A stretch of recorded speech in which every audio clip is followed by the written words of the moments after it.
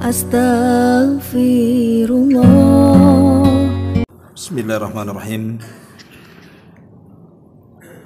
Assalamualaikum warahmatullahi wabarakatuh.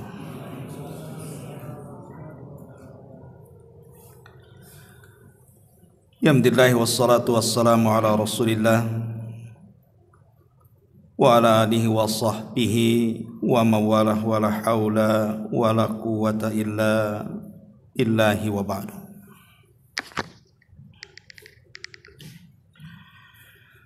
Alhamdulillah, di malam ini kita bisa kembali duduk di Masjid Muhajirin. Salawat dan juga salam kita hadiahkan kepada Rasul kita Nabi besar Muhammad sallallahu alaihi wa ala alihi wasallam. Kajian di malam hari ini masih membahas nama daripada nama-nama Allah Subhanahu wa taala atau Asmaul Husna. Dan malam ini kita akan membahas Ismullah atau nama Allah Subhanahu wa taala Al-Hafidh atau Al-Hafidh. Allah zat yang maha penjaga.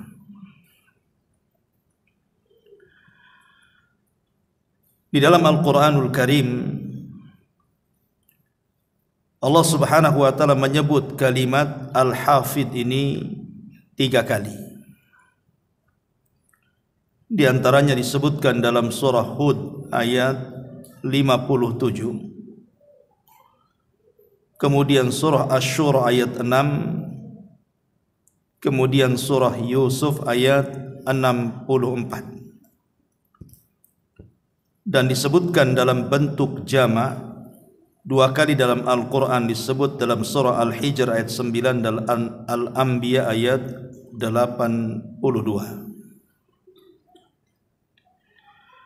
Adapun dalam surah Hud Allah Subhanahu wa taala berfirman, Inna Rabbi ala kulli syai'in hafidh. Sesungguhnya Rabbku adalah maha penjaga segala sesuatu. Dan dalam surah Yusuf ayat 64 Allah mengatakan, Fallahu khairun hafidha wa huwa arhamur rahimin. Maka Allah adalah sebaik-baik penjaga, sebaik-baik pelindung, dan Dia adalah maha penyayang di antara hamba-hambanya yang penyayang. Dan dalam bentuk jam Allah mengatakan dalam surah Al-Hijr ayat 9-nya, Inna nahnu nazzalna dzikra wa inna lahu lahafidhun. Sesungguhnya kamilah yang menurunkan Al-Quran dan sesungguhnya kami benar-benar memelihara Al-Quran. Dan banyak lagi ayat-ayat yang menjelaskan bahwa Allah Subhanahu wa taala zat yang maha pelindung ataupun penjaga bagi seluruh makhluknya. Para ulama ketika mendefinisikan makna Al-Hafidh, maksudnya adalah alladhi yahfadh 'alal khalqi a'malahum wa yuhsi 'alaihim aqwalahum wa ya'lamu niyatihim wa ma yakun fi sudurihim walladhi yahfadh awliya'ahu minadh-dhunubi wasyayatin. Allah sebagai pelindung artinya Dia menjaga akan seluruh makhluknya, baik amal-amal mereka, dan Allah mencatat seluruh perkataan mereka, dan Allah mengetahui seluruh niat mereka, bahkan yang tersembunyi dalam hati-hati mereka. Dan juga Allah menjaga wali-walinya untuk terjerumus kepada dosa-dosa dan gangguan-gangguan syaitan. Ma'asyiral muslimin wal muslimat rahimani wa rahimakumullah. Banyak bukti-bukti ataupun kuasa-kuasa Allah Subhanahu wa taala yang bisa kita lihat tentang nama Allah Subhanahu wa taala Al-Hafidh ini. Tentu bukti yang nyata saja kita lihat Allah Subhanahu wa taala menjaga alam semesta ini, menjaga adanya langit dan bumi. Bagaimana Allah Subhanahu wa taala tidak menimpakan langit yang kokoh itu kepada bumi? Siapa yang menjaganya kalau bukan Allah Subhanahu wa taala? Makanya Allah mengatakan dalam surah Al-Hajj 65, wa yumsikus samaa an taqa'a 'alal ardi illa bi'idznih. Dan dialah Allah yang menahan benda-benda langit jatuh ke bumi melainkan dengan izin Allah Subhanahu wa taala. Padahal kalau kita keliling dunia, kita tidak pernah mendapatkan satu tiang pun yang menyanggah langit. Padahal langit itu bangunan, tetapi tidak roboh dan tidak jatuh. Siapa yang menjaganya? Maka kita katakan Allah Subhanahu wa taala.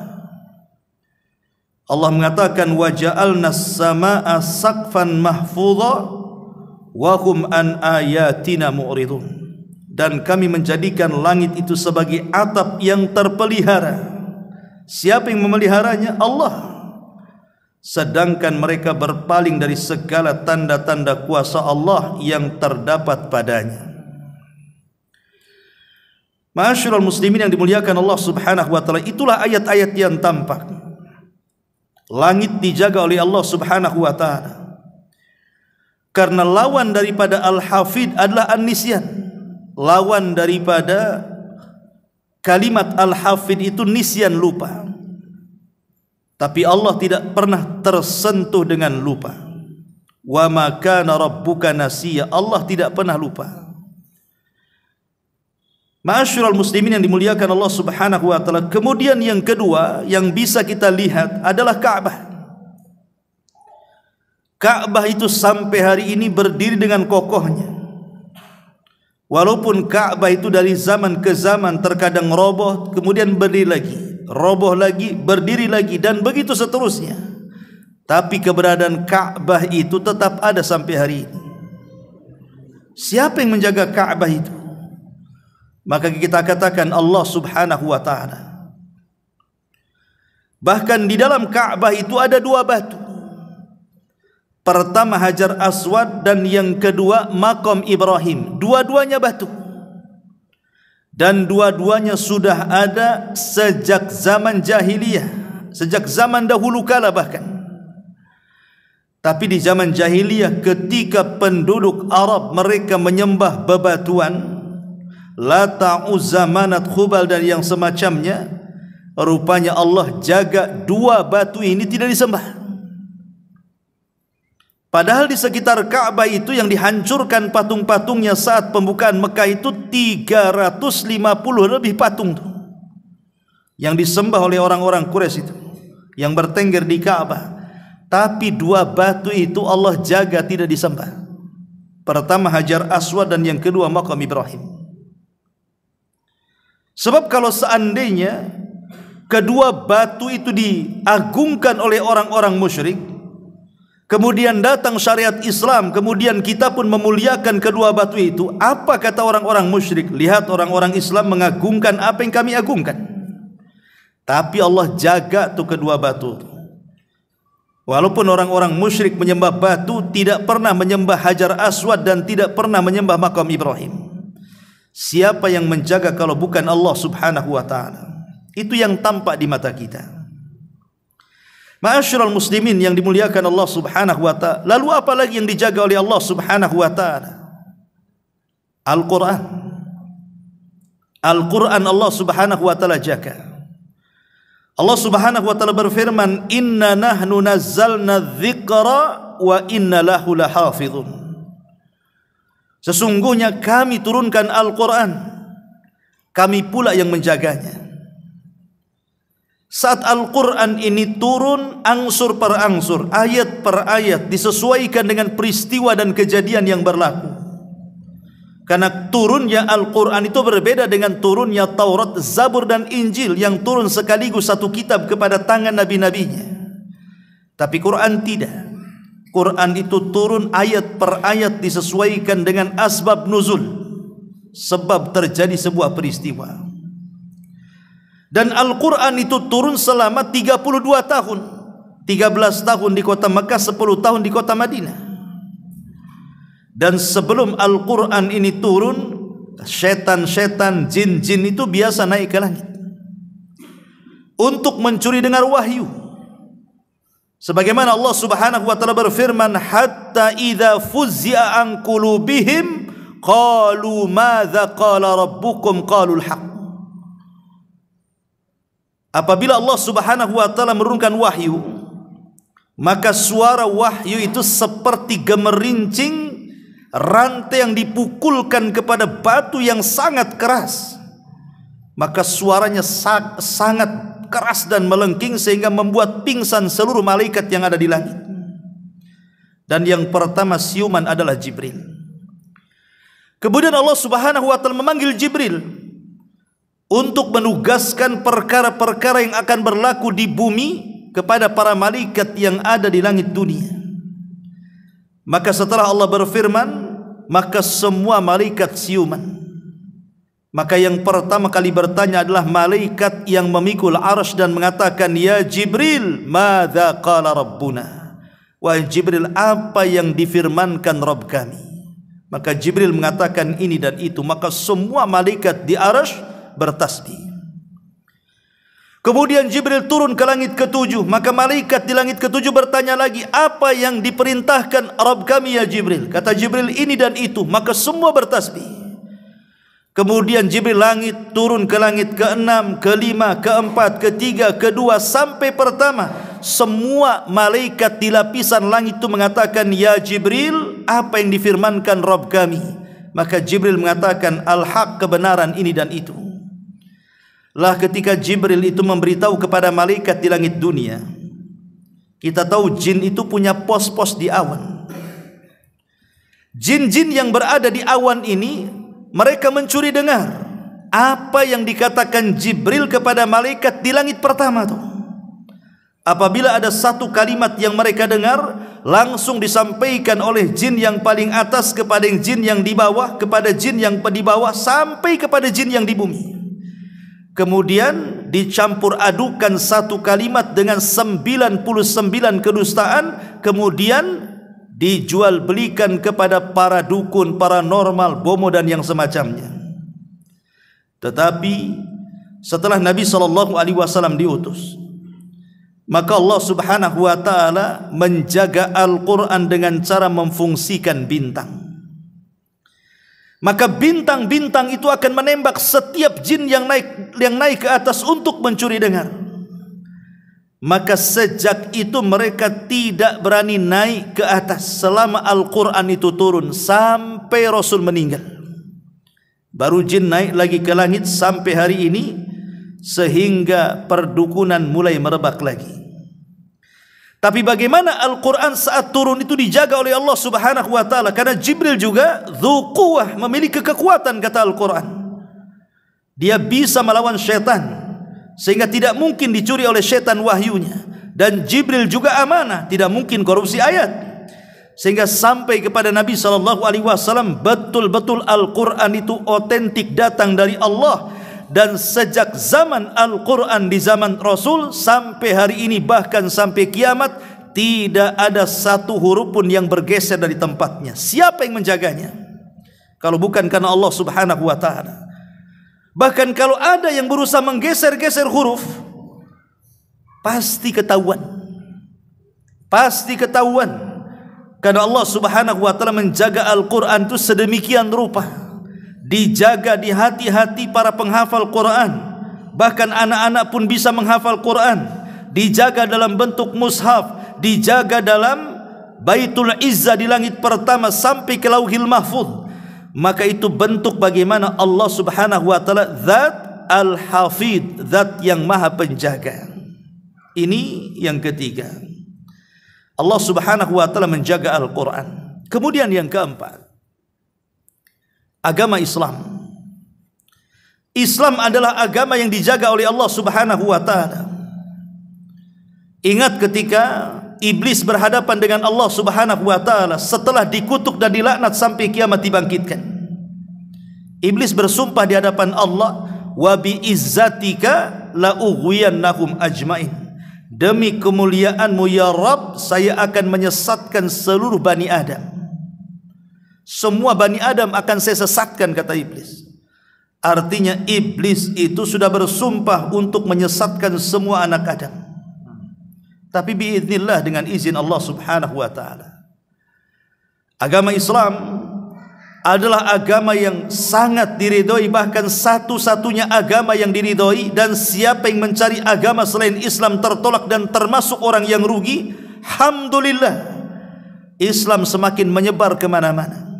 Siapa yang menjaga agama Islam ini kalau bukan karena Allah Subhanahu wa taala?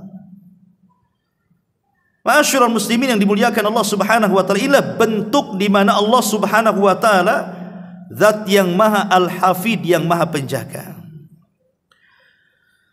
Untuk lebih meluaskan lagi, bahkan Allah Subhanahu wa taala juga menjaga para nabinya, menjaga wali-walinya, dan menjaga umat manusia, khususnya orang-orang yang beriman. Dan kita bisa saksikan, pertama, kisah para nabi.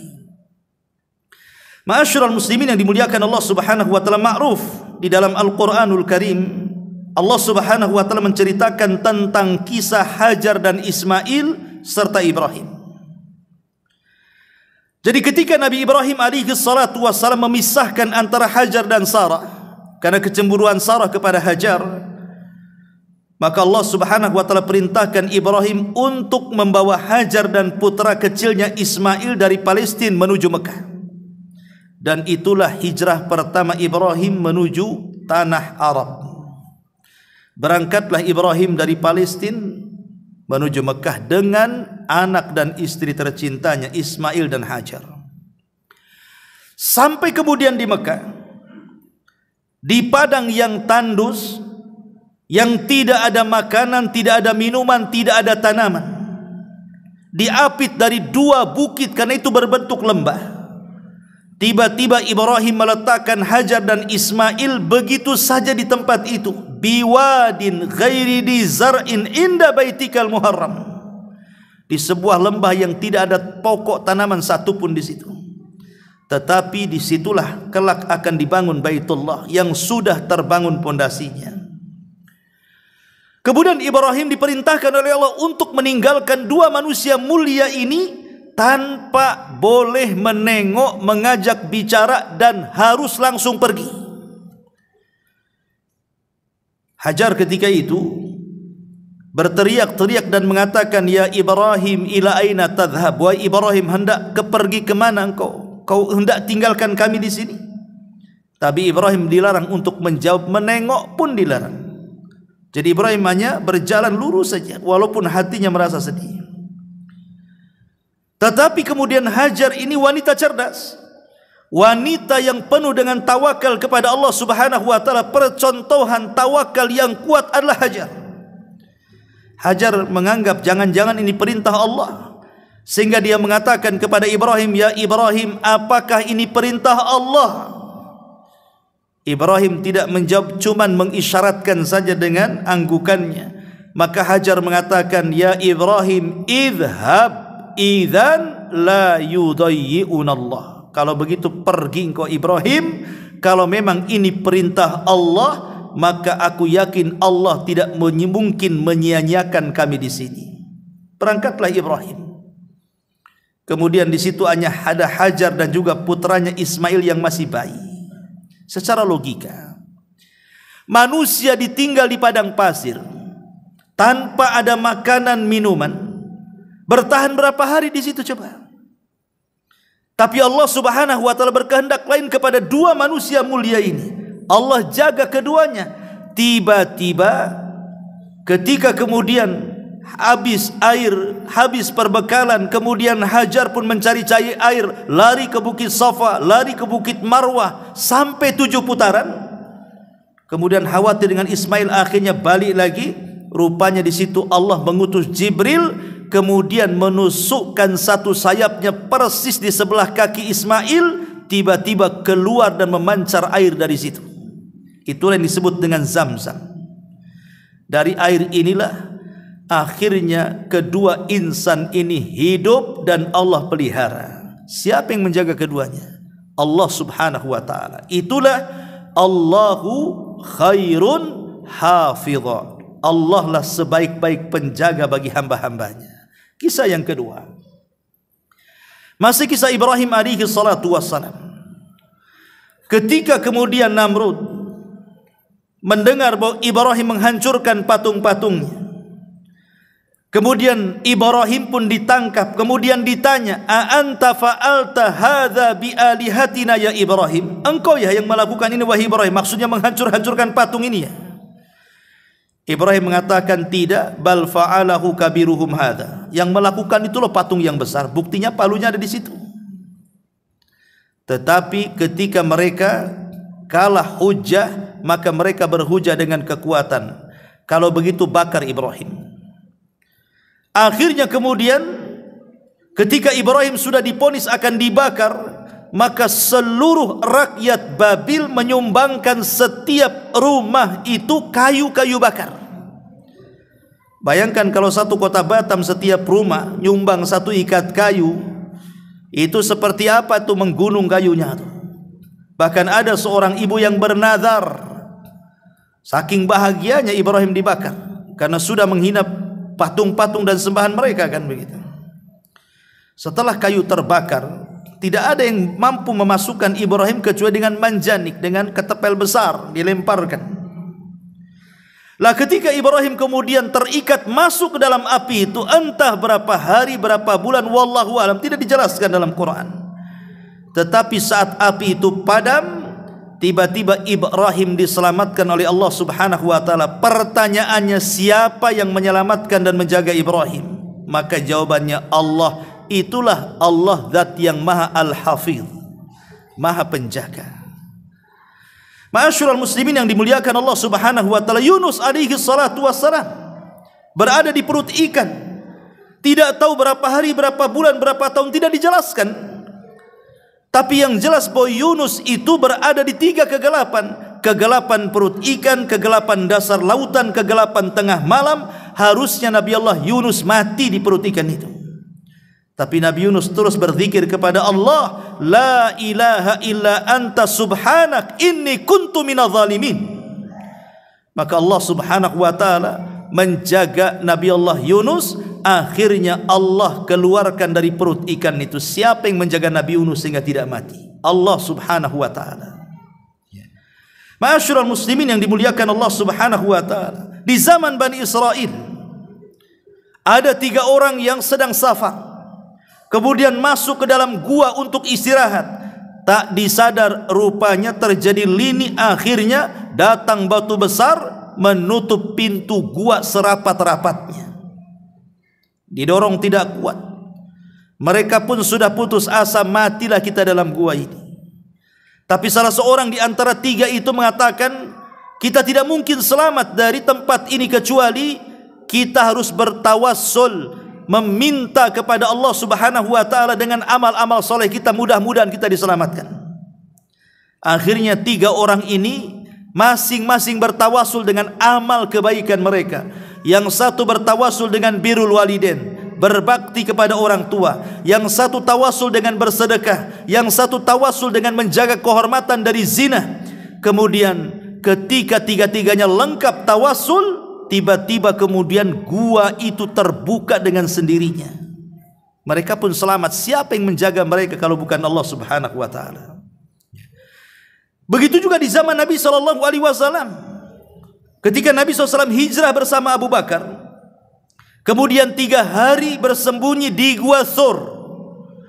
Tentara Abu Jahal itu sudah berada di atas gua yang kata Abu Bakar, seandainya kedua kakiku dilonjorkan, tentu tentara akan melihat dari atas. Maka Abu Bakar ketakutan akan keselamatan Nabi SAW. Tetapi Rasul menenangkan Abu Bakar, mengatakan, "La tahzan, innallaha ma'ana." Jangan sedih wahai Abu Bakar, Allah bersama kami. Karena kalau Allah sudah bersama kita, pasti Allah menjaga kita. Akhirnya Allah selamatkan dari kejaran orang-orang yang mengejar Rasul dan Abu Bakar. Subhanallah, siapa yang menjaga dua manusia mulia ini?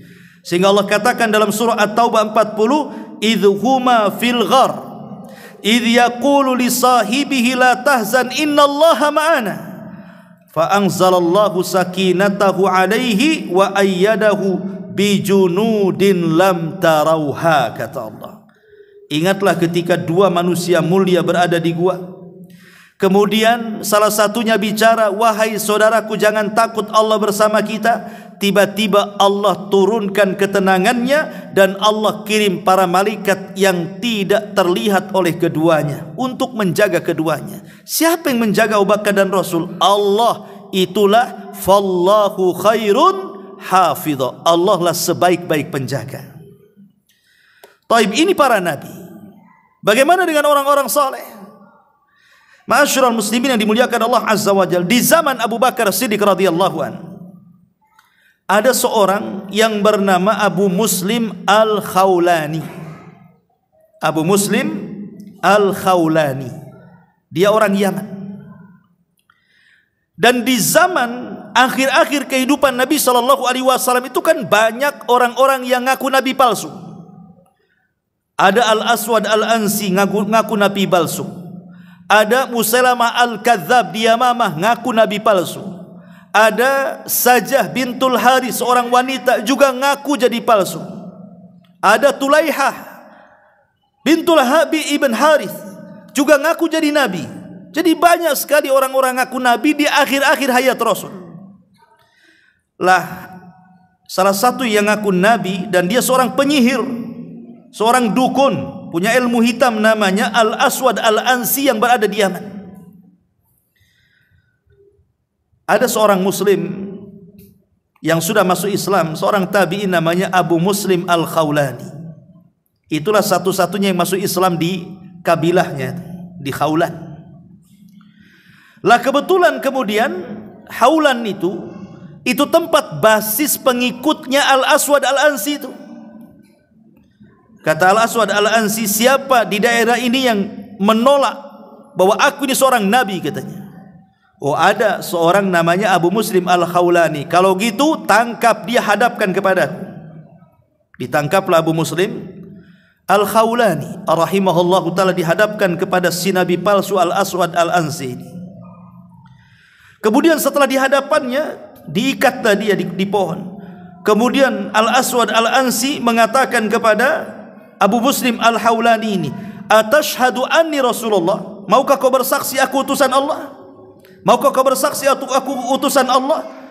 Maka kata Al-Aswad Abu Muslim Al-Khawlani mengatakan, la, tidak mungkin aku bersaksi engkau adalah utusan Allah.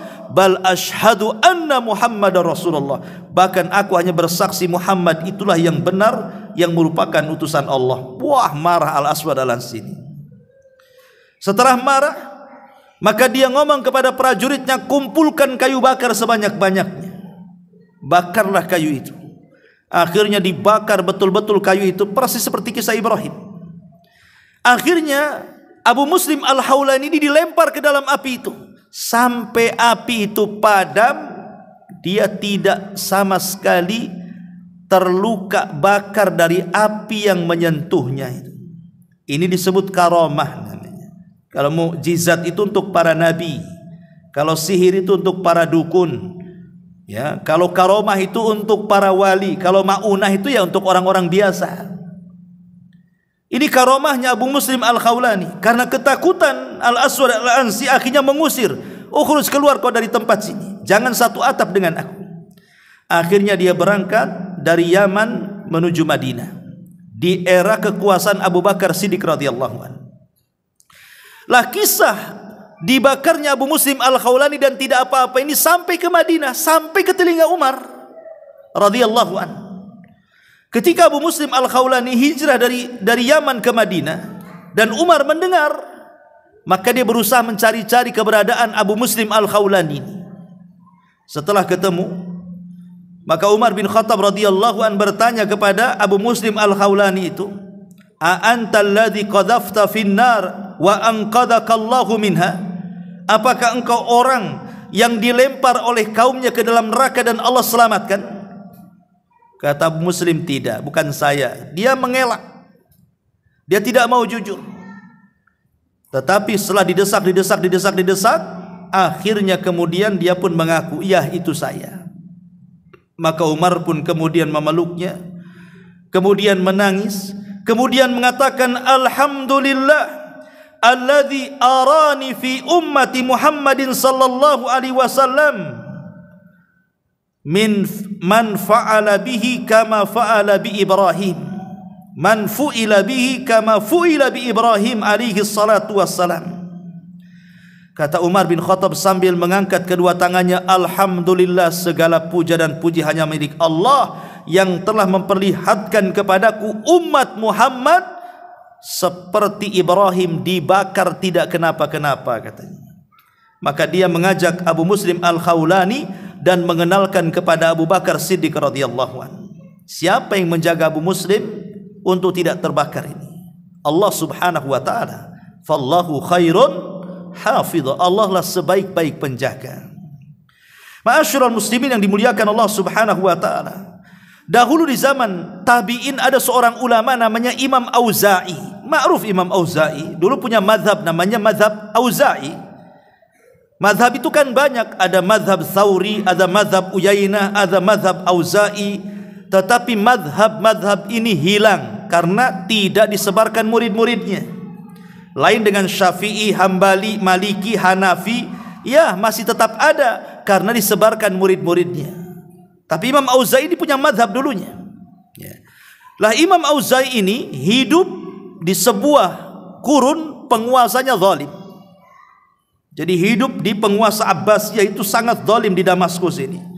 Karena pernah satu hari rajanya yang berkuasa di Damaskus itu pada kekuasaan Khalifah Abbasiyah itu pernah dalam satu hari itu membunuh 38,000 muslim. Subhanallah. Bayangkan 38.000, bukan sedikit, 38.000 jiwa muslim dibantai dalam satu hari oleh raja zalim ini. Ya, pada kekuasaan Abbasiyah di Damaskus.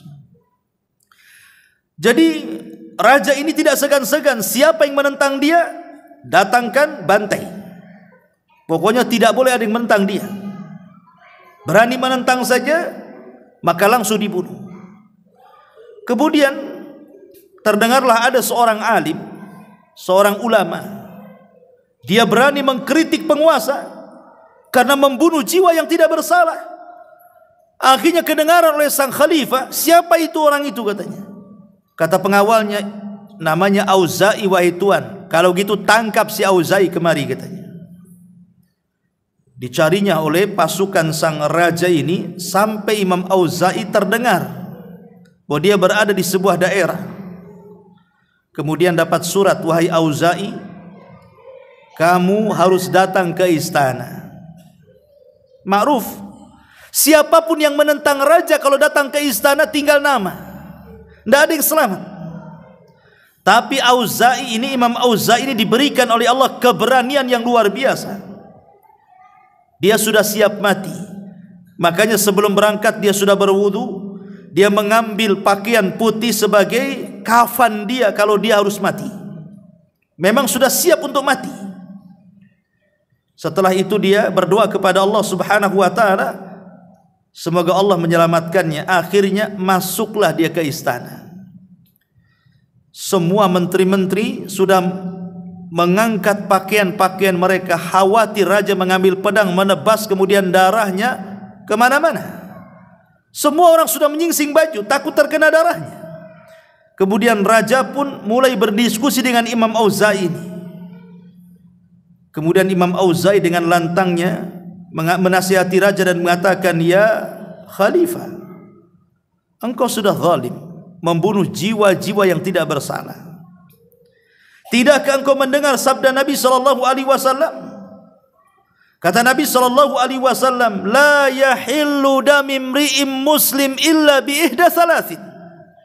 Tidak halal darah seorang muslim ditumpahkan kecuali karena 3 perkara. Pertama, ats-tsayyibu zani, orang yang sudah menikah berzina maka boleh dibunuh, dirajam. Kemudian yang kedua, wan nafsu bin nafsi, orang yang membunuh maka dia boleh dibunuh sebagai qisas. Yang ketiga, wat tariku lidini al-mufariq li jamaah, orang yang murtad dari Islam. Sebagaimana Rasul mengatakan, man baddala dinahu faqtulu, siapa yang mengganti agamanya bunuh dia. Hanya 3 orang yang boleh dibantai, tapi engkau membantai sembarang orang, wahai Tuan. Emosi raja. Hampir dia mengambil pedangnya. Semua orang sudah tegang. Karena siapa Imam Auza'i, imam dunia? Kalau sempat dibunuh oleh raja, hilanglah ulama mereka. Tapi Allah subhanahu wa ta'ala menjaga Imam Auza'i. Tiba-tiba raja mengambil pedang, tapi tidak menebasnya, hanya menunjuknya dan mengatakan, ukhruj, keluar kau dari sini, katanya. Padahal tidak ada ceritanya orang yang masuk istana keluar lagi kalau dia membantah seorang raja ini. Tapi siapa yang menyelamatkan Imam Auza'i coba? Kalau bukan karena Allah subhanahu wa ta'ala. Dan ini kisahnya juga sama. Di Mesir ada seorang khalifah, seorang raja namanya Ibnu Tulun. Ibnu Tulun ini penguasa Mesir di zaman itu. Zalim sekali. Sama juga tukang membunuh. Bahkan pernah dalam satu hari itu dia membunuh sekitar 18.000 seorang muslim karena membantahnya, menentangnya, dibantai. Ma'asyiral muslimin yang dimuliakan Allah subhanahu wa ta'ala. Kemudian Ibnu Tulun ini, penguasa Mesir ini, mendengar ada seorang alim yang kurang ajar menurut dia karena tidak taat dengan perintahnya, namanya Al-Imam Abul Hasan rahimahullahu ta'ala. Maka ditangkaplah Imam Abul Hasan ini, kemudian dipenjarakan. Kemudian dia mau buat tontonan. Dia mau mengumpulkan rakyat Mesir di sebuah tanah lapang. Dengan cara apa? Seorang alim, seorang saleh ini akan diumpankan kepada 3 singa yang lapar. Jadi sengaja sang raja membuat singa itu tidak makan 3 hari. Hanya dikasih minum saja supaya lapar. Kalau sudah lapar kan nanti tinggal diumpankan, tinggal dikoyak saja. Jadi setelah 3 hari singa itu tidak dikasih makan, gelanggang sudah disiapkan, orang-orang sudah berada di sekitar situ untuk menyaksikan, maka dikeluarkanlah Al-Imam Abul Hasan ini ke tanah lapang itu. Diikat. Kemudian dilepaslah 3 singa lapar itu. Subhanallah. Al-Imam Abul Hasan berdoa kepada Allah subhanahu wa ta'ala agar Allah menjaganya. Tiba-tiba singa itu seperti manusia, dekat kayak kenalan. Diusap-usap saja, kemudian kepalanya, kemudian balik lagi ke kandangnya. Kemudian akhirnya mereka pun ketakutan, ini orang punya kesaktian apa ini? Akhirnya dilepas. Siapa yang menjaga Al-Imam Abul Hasan ini dari penguasa Ibnu Tulun, seorang raja zalim Mesir di zaman itu? Itulah hakikatnya firman Allah subhanahu wa ta'ala, fallahu khairun hafidha, Allah lah sebaik-baik penjaga. Ma'asyiral muslimin yang dimuliakan Allah subhanahu wa ta'ala. Dan tentu banyak lagi kisah-kisah tentang bagaimana Allah subhanahu wa ta'ala menjaga para wali-walinya. Tapi yang jelas sering saya katakan, bahwa mempelajari nama dan sifat Allah subhanahu wa ta'ala harus ada athar keimanannya. Lalu apa pengaruhnya ketika kita mengimani Allah itu Al-Hafidh, zat yang maha penjaga? Ma'asyiral muslimin yang dimuliakan Allah subhanahu wa ta'ala. Yang pertama, tadi saya sudah jelaskan bahwa dengan terjaganya langit dan bumi sehingga keduanya tidak saling bertobrokan, planet satu dengan yang lainnya, galaksi satu dengan yang lainnya terjaga begitu utuh dan begitu kuat, menunjukkan bahwa di sana ada keberadaan zat yang sang penjaga langit dan bumi. Itulah Allah subhanahu wa ta'ala. Artinya dengan melihat itu makin tinggilah keimanan kita bahwa di sana ada wujud Allah subhanahu wa ta'ala. Kemudian yang kedua, Allah subhanahu wa ta'ala menjaga hamba-hambanya dengan cara apa? Mengutus para malaikat hafadhah. Malaikat yang menjaga kita ini banyak. Ada Raqib dan Atid yang mencatat kiri kanan, mencatat amalan kita, menjaga amalan kita. Ada juga yang menjaga badan kita. Coba secara logika ya, kalau kita umpamanya tidur di teras satu malam mulai dari ba'da isya sampai subuh. Yang namanya teras itu setelahnya tanah. Di tanah itu ya banyak cacing, banyak kecoa, banyak semut, banyak macam-macam di situ. Kita bisa tidur nyenyak. Dan tidak ada binatang-binatang yang ada di tanah itu naik ke tembok, ke teras, akhirnya masuk di semua lubang dalam anggota badan kita. Coba, siapa yang menjaga?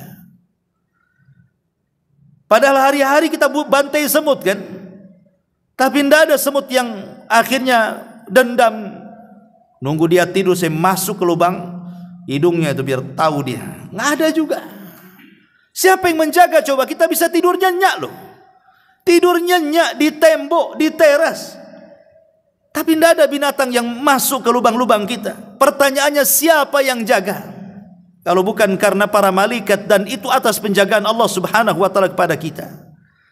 Maka kita yakin bahwa kita ini senantiasa dijaga oleh Allah Subhanahu wa taala.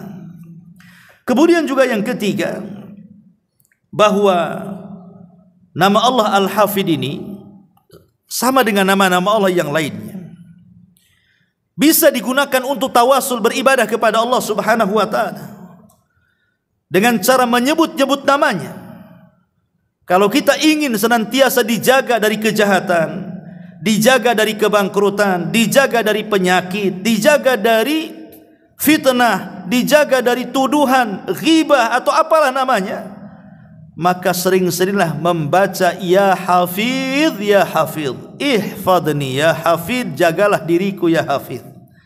Terus membaca, mungkin ba'da salat, mungkin ketika kita sedang jalan, panggillah nama-nama Allah Al-Hafidh, Al-Hafidh ihfadni, jaga diriku.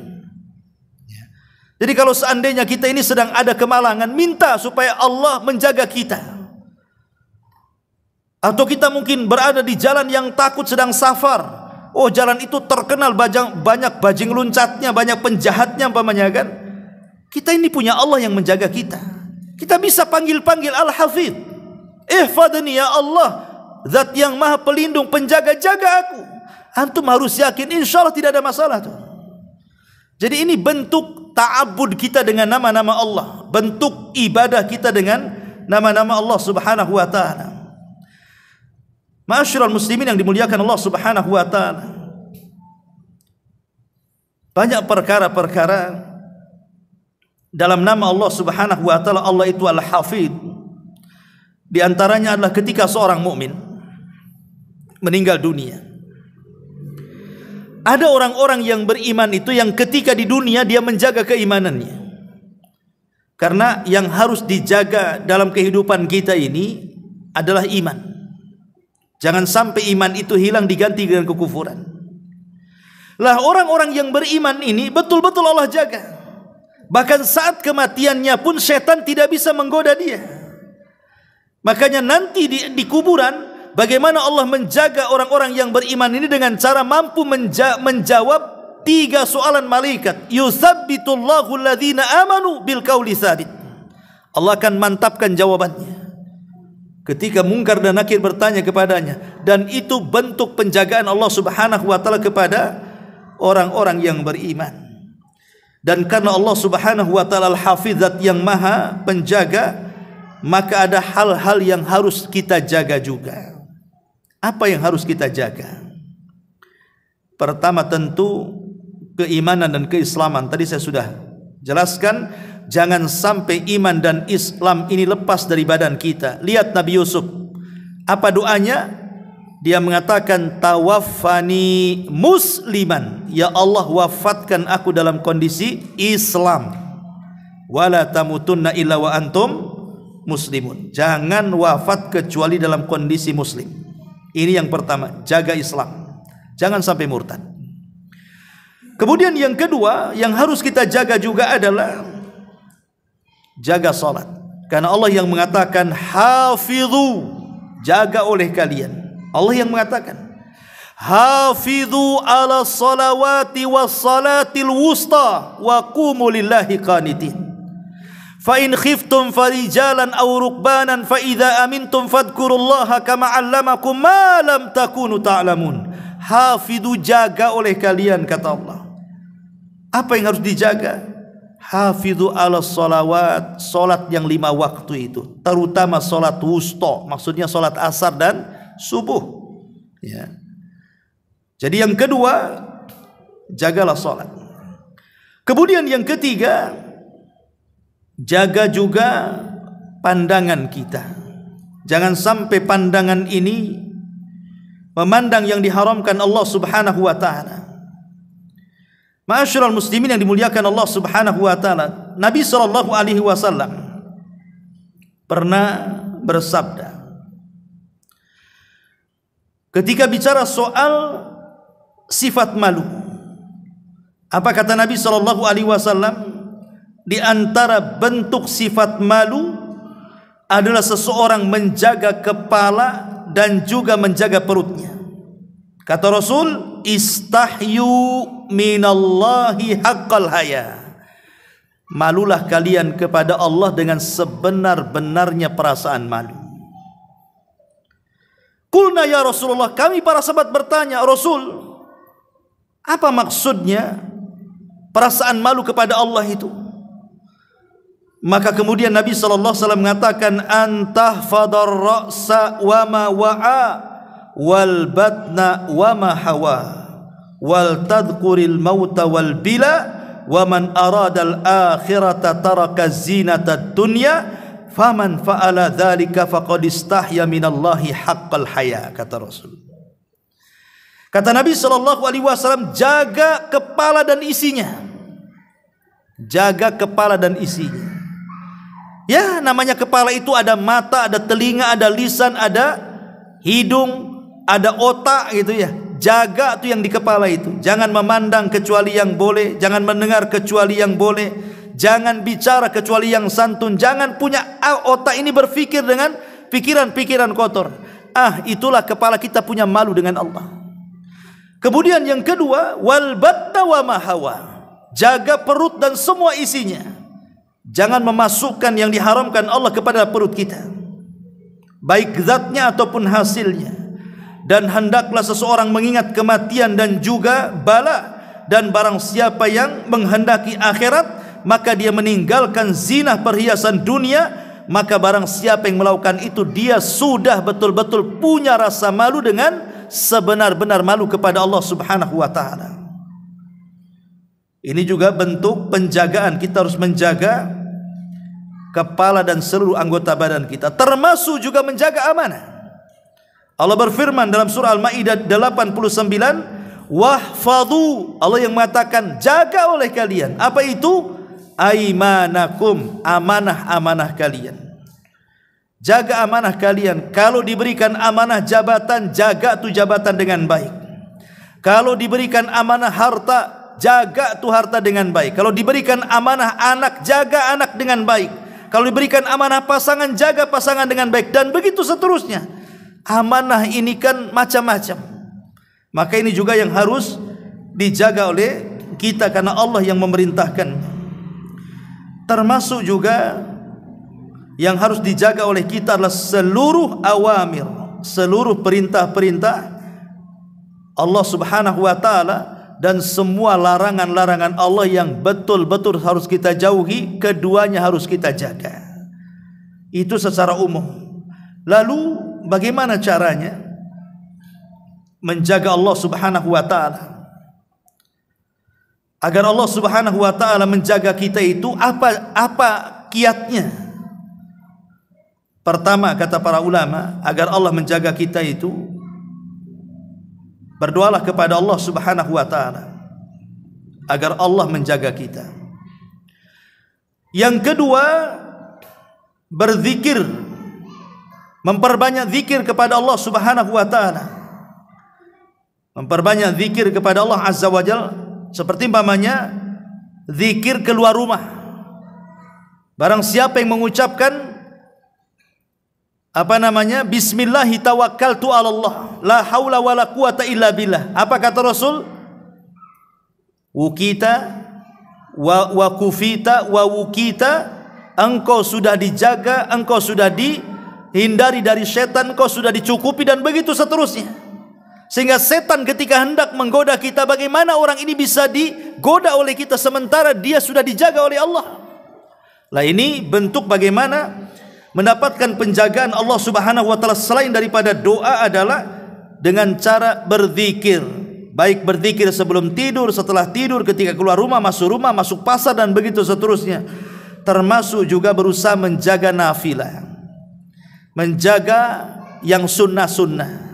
Karena Nabi SAW mengatakan, wa ma taqarraba abdi bin nawafil hatta uhibbahu. Ketika seorang hamba menambah yang wajib itu dengan yang sunnah-sunnah, lama-lama kata Allah, aku sangat mencintainya. Fa idza ahbabtu, kalau aku sudah cinta kata Allah, kuntu sam'ahu, aku akan menjadi pendengarannya, penglihatannya, kakinya, tangannya. Artinya Allah menjaganya. Maka perbanyak ya perkara-perkara sunnah yang harus kita amalkan ya. Dan semua amal soleh itu bentuk di mana Allah Subhanahu wa taala bisa menjaga kita. Ma'asyiral muslimin yang dimuliakan Allah Subhanahu wa taala, di antara bentuk Allah Subhanahu wa taala mendatangkan penjagaannya kepada kita. Setelah kita meminta agar Allah menjaga kita, kan harus ada timbal baliknya. Lalu seperti apa Allah menjaga kita? Pertama, Allah menjaga agama kita. Itu yang paling penting. Kalau kita istiqomah berarti Allah sedang menjaga kita. Yang kedua, Allah jaga akal kita sehingga tidak mudah pikun. Karena ada orang-orang yang Allah takdirkan pikun. Ketika pikun akhirnya susah kan. Sebelum pikun dia jarang sholat, setelah pikun disuruh sholat makin tak sholat. Mana pula ya. Sebelum pikun akhirnya pernah sholat, setelah pikun disuruh sholat makin tak sholat kan gitu ya. Orang-orang yang dijaga dari kepikunan itu bentuk penjagaan Allah kepada kita, karena kita senantiasa menjaga Allah Subhanahu wa taala. Makanya seorang alim, kalau kita melihat biografi para ulama salaf dulu itu, ada yang usianya sampai tua-tua tetapi pandangan matanya itu masih awas, telinganya juga masih mampu mendengar dalam jarak yang cukup jauh, tidak budak bahasanya. Bahkan dulu saya punya guru Quran, ini pengalaman saya pribadi waktu di pesantren itu, usianya sudah 80 tahun tapi nggak pernah pakai kacamata dia ngajar Quran tuh. Subhanallah, rupanya memang sejak muda itu dia suka membaca Quran di sepertiga malam akhir, suka tahajud baca Quran. Akhirnya kedua matanya itu dijaga. Bayangkan ngajar tuh nggak pakai kacamata dia. Padahal sudah 80 tahun. Rupanya rahasianya memang sejak muda dia suka baca Quran. Lihat, barang siapa yang menjaga Allah, Allah akan jaga kita. Sebagaimana hadis Nabi SAW, ihfadillaha yahfadka, jagalah Allah, niscaya Allah Subhanahu wa taala akan menjaga kita. Termasuk bentuk penjagaan Allah juga, Allah menjaga kita dari keburukan syaitan, keburukan orang-orang hasad, keburukan orang-orang yang memiliki mata-mata ain dan begitu seterusnya.